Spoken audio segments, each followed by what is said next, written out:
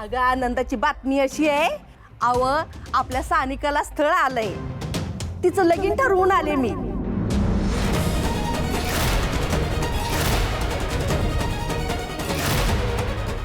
पण काय सांगायलीस, कसं शक्य आहे? का शक्य नाही? नाही म्हणजे खरंच सांगायलीस? अहो खरंच सांगतोय मी. पोरगा लय श्रीमंत आहे आणि त्याच्याकडं ना गाडी बंगला, आणि तुम्हाला माहितीये का महिन्याला लाखोत कमावतो तो. आई कोण आहे मुलगा, नाव काय आणि करतो काय? अगं एवढा मोठा निर्णय घेतलास, मला अन्नासनी सगळ्यांनी सांगायचं तरी, कल्पना तरी द्यायची. तुला काय विचारलंय का? तिच्या लग्नाविषयी निर्णय घ्यायला मी स्वतंत्र आहे ना व, आणि प्रत्येक गोष्टीला उत्तर द्यायला तुला बांधील वे मी. अहो समजा सांगितलं म्या, आपल्या सारिकाच्या पोटातल्या बाळाविषयी सांगितलं, तरी बी तो माणूस तयार झाला. देव माणूसच म्हणायचा. त्या मुलाचा काही फोटो वगैरे आहे का तुमच्याकडे? ए नट्ट मोगरे, तुला कुणी विचारलंय? माझ्या पोरीच्या लग्नाविषयी तुला मत सल्ले विचारलेत? या प्रकरणापासून जरा लांब राहा, तू सांगून ठेवते मी तुला. आई ती फक्त फोटोविषयी विचारायला लागले ना, आणि सानिका माझी बहीण आहे, तिच्या लग्नाविषयी माहिती असणं आम्हाला गरजेचं आहे, कळलं तुला? तुमच्या दोघांचा या लग्नाविषयी काही संबंध नाही, आणि तुम्ही दोघं पण या प्रकरणापासून 4 हात लांबच राहा.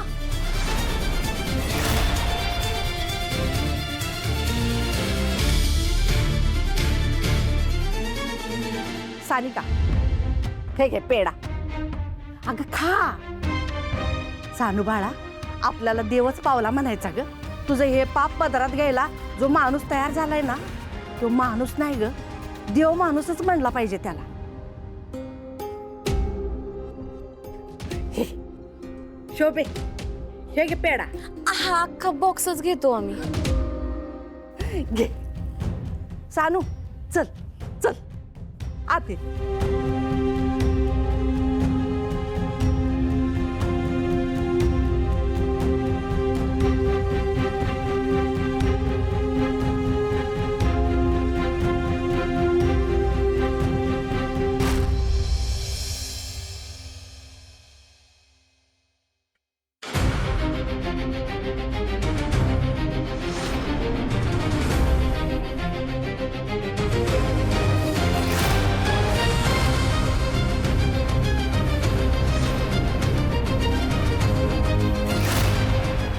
शुभो, तुझा आज जाऊन झोप, मी इथे झोपते. ते उशी आण जा.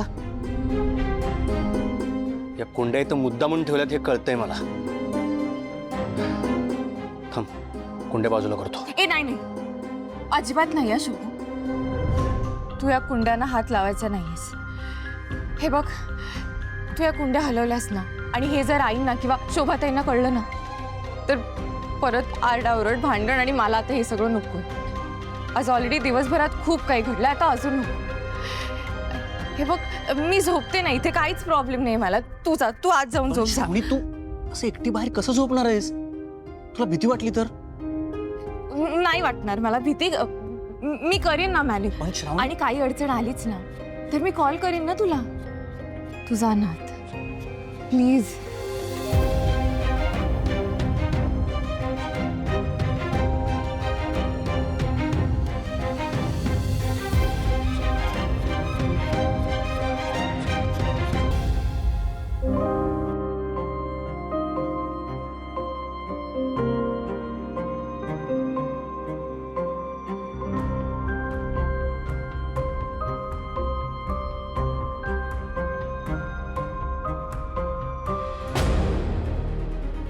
काकूला फोन करून विचारू का बाबा कसे आहेत ते?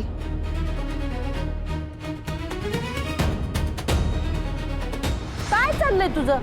हातातलं काम सोडून सारखे काय फोनवरती असत्या? एका वेळी एक काम करावं माणसाने. आईना आणि शोभाताईंना कळलं तर त्या परत चिडतील माझ्यावर.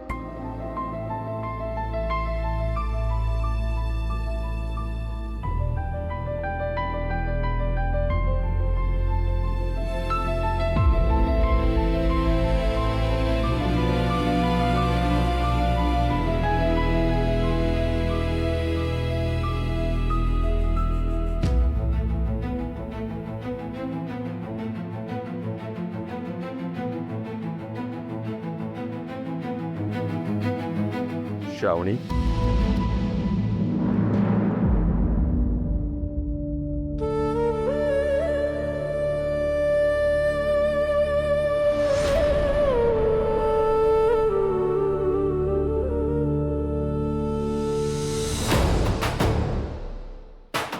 बाबा बाबा तुम्ही तुम्ही इथे हो मी आलोय. श्रावणी, मी तुझ्यावर रागवण्याचा, तुझा तिरस्कार करण्याचा खूप प्रयत्न केला, पण बापाचं मन नाही मानलं. श्रावणी, मी माझ्या मुलीशिवाय नाही राहू शकत, नाही राहू शकत. श्रावणी बाबा,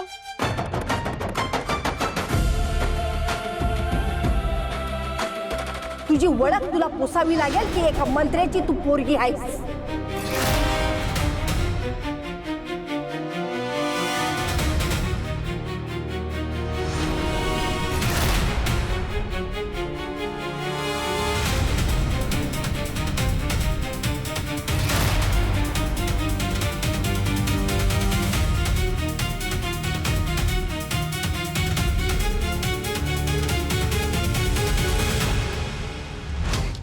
हे सगळं काय आहे श्रावणी?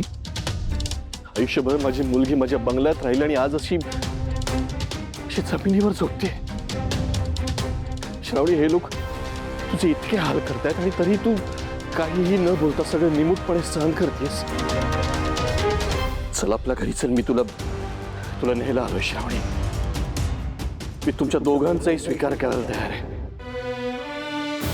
शुभू कुठे आहे? बोलो शुभूला, चल आपण आपल्या घरी जाऊया. चल.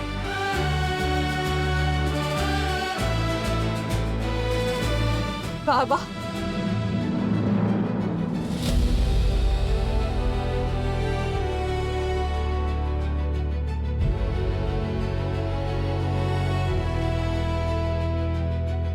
श्रावणी,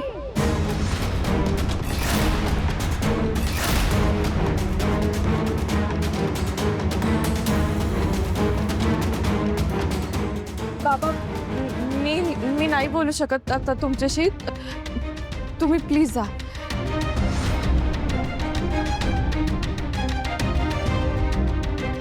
काय काय आहे?